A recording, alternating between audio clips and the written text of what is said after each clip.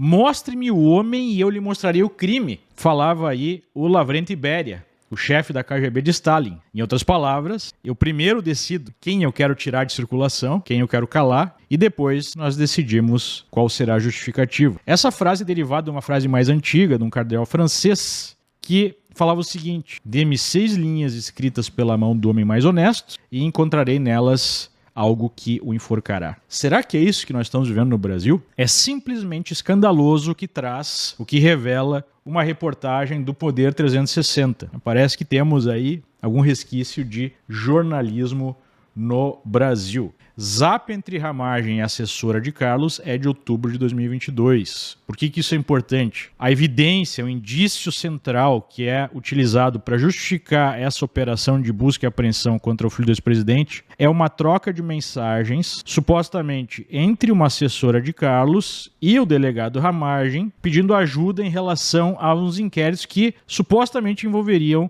os 3 filhos e o presidente. Só que tem um problema aí. Decisão de Alexandre de Moraes não especifica a data da conversa e dá a entender que poderia ter sido em 2020. Quando houve a troca de mensagens, de fato aconteceu em 2022, Ramagem já era deputado federal eleito e estava fora da ABIN havia 6 meses. Ou seja, se a mensagem aconteceu de fato em 2022, fica mais difícil acreditar no uso de um cargo na ABIN para supostamente buscar informações privilegiadas e alimentar a família com essas informações, porque ele não estaria mais na ABIN. Vamos dar uma olhada nesse print, que é a base, né?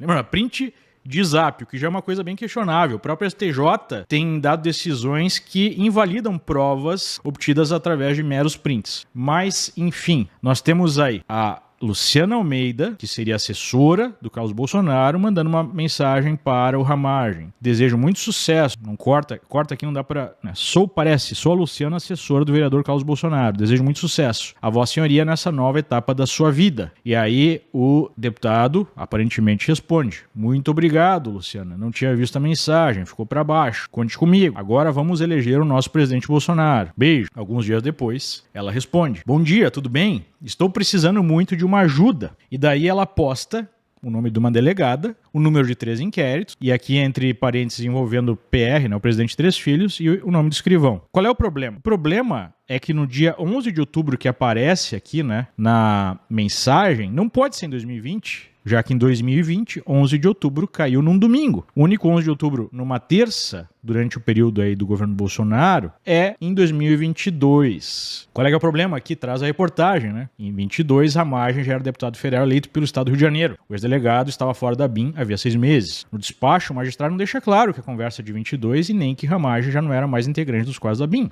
A mensagem em si não é conclusiva. A assessora disse que era preciso muito de uma ajuda. Em seguida, dá o número de inquérito, que, segundo ela, envolveria Jair Bolsonaro e seus 3 filhos. Pela mensagem, não fica claro que tipo de ajuda seria. Em uma primeira mensagem cortada no registro, Luciana diz que deseja muito sucesso na nova etapa, uma provável menção à eleição do deputado federal. Ele agradece e diz que agora o foco seria em eleger o presidente Bolsonaro. O fato é que a Polícia Federal investiga a atuação da ABIN sobre Ramagem de 2019 a 2021. Ou seja, né, o escopo da investigação nem seria 2022. A justificativa para a operação que mirou Carlos na segunda-feira, segundo Moraes, foi o apontamento de um fato novo, a existência de um núcleo político. Além da identificação das diversas condutas acima resumidas, a polícia, com o aprofundamento das medidas investigativas, aponta fato novo relacionado à existência na referida organização criminosa do núcleo político, também responsável pelo desvirtuamento da ABIN e da ferramenta First Mile, disse Moraes em sua decisão. E aqui tem a decisão que remete a várias situações em 2020. E chama atenção, é uma coisa que eu lembro que nem está aí na reportagem, que o delegado afirma que esse sistema, por iniciativa dele, foi desativado em 2021, né? Ou seja,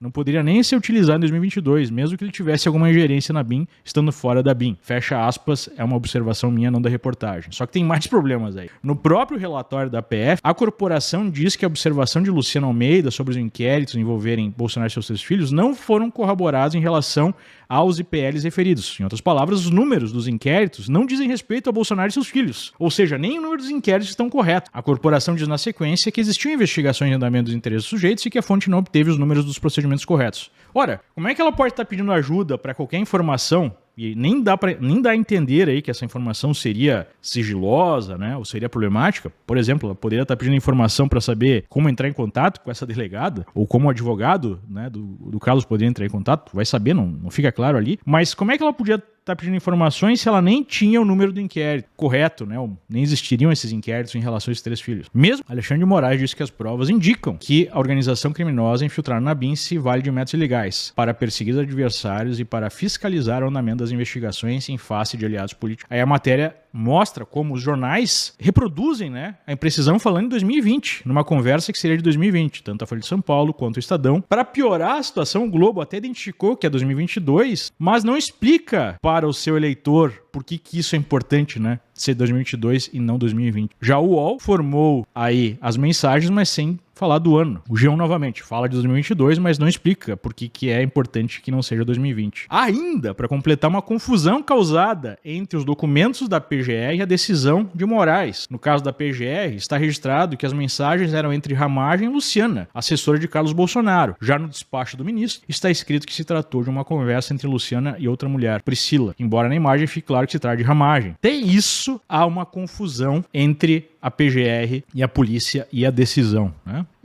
O Bastidor, um outro blog aqui jornalístico, tem dado aí ênfase nesse problema da fragilidade. Parece que foi tudo montado às pressas, nas coxas. Por que essa pressa toda? A gente sabe, né, que existem aqui, a dificuldade de fazer o básico, uma crítica feroz sobre essas informações encontradas, sobre a dificuldade de se criar uma história, como se diz aqui, que seja minimamente plausível. E nós temos que lembrar que outras investigações da PGR no Supremo que envolvem autoridades ou poderosos, elas demoram anos e anos. A maioria nem acaba, né? Os crimes prescrevem. Qual é a pressa? Qual é a urgência de se fazer essa operação nessa velocidade? Não podemos também deixar de lembrar que crimes gravíssimos que aconteceram e foram expostos acabaram tendo as operações anuladas, os processos anulados por detalhes. Ou nós não temos na presidência um sujeito que foi duplamente condenado pelo maior escândalo de corrupção da história do Brasil e descondenado por detalhes. Enquanto agora nós estamos vendo críticas que foram feitas à Operação Lava Jato sendo exponencializadas em procedimentos que são completamente questionáveis. E a gente vê essa pressa, a gente vê essa urgência na própria imprensa que justifica essas operações até mesmo através de mentiras. Ontem mesmo, a militante de redação da Globo News, né, que eu tenho chamado de Lula News por motivos óbvios, teve que corrigir a informação. Ela fez uma fake news de manhã que tinha sido encontrado um computador da BIM com o Carlos Bolsonaro. Ela falou isso uma vez. Depois que a PF corrigiu, ela reforçou isso, só que no final da tarde ela teve que fazer a correção porque ficou óbvio que, né, era uma mentira. E aí, a sua colega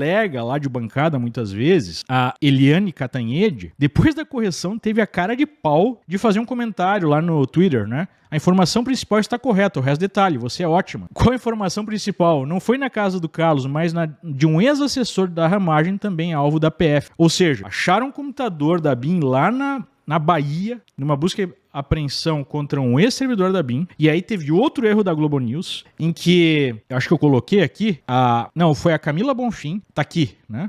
Ela disse que o computador era desse servidor e outros celulares, mas na verdade esse computador era da esposa dele, que é uma servidora ativa da BIM. Ou seja, é uma sequência de fake news que a Globo fez na esteira dessa investigação que não traz uma linha, né, consistente de fatos e de acusações. Falaram que o Carlos estava com o computador da BIM. Falaram que o ex-assessor da BIM estava com o computador e, na verdade, era a esposa dele, que é uma servidora da BIM. Falaram que os filhos do presidente tinham fugido quando a PF chegou e, na verdade, eles tinham saído mais cedo e estavam ao alto mar. Quando descobriram que tinha operação, voltaram. Tanto é que depois a própria Globo apresentou lá as imagens do ex-presidente, do Carlos, conversando com os agentes da PF. E esse pessoal apresenta, sem nenhum questionamento, tudo que está sendo colocado para criminalizar a oposição e para justificar essas operações, operando como um órgão de propaganda do regime. Isso não é jornalismo, isso não é imprensa que busca a verdade, isso não é imprensa que busca ouvir outro lado, que apresenta de maneira minimamente isenta a verdade. São militantes que estão ali para defender o regime e para justificar a perseguição a adversários políticos, como acontece em qualquer regime de exceção. E é esse pessoal aí que quer nos criminalizar e nos acusa de fake news. Esse pessoal que não tem o menor cuidado e que produz esse tipo de cobertura completamente enviesada com claras mentiras. É isso que nós estamos vendo no Brasil. E aí, para completar, hoje sai a notícia que o advogado do presidente, ex-secretário de comunicação do governo dele, é intimado para depor inquérito que apura se Bolsonaro importunou uma baleia. E aí vocês vão dizer que nós não estamos diante de um dos maiores quadros de perseguição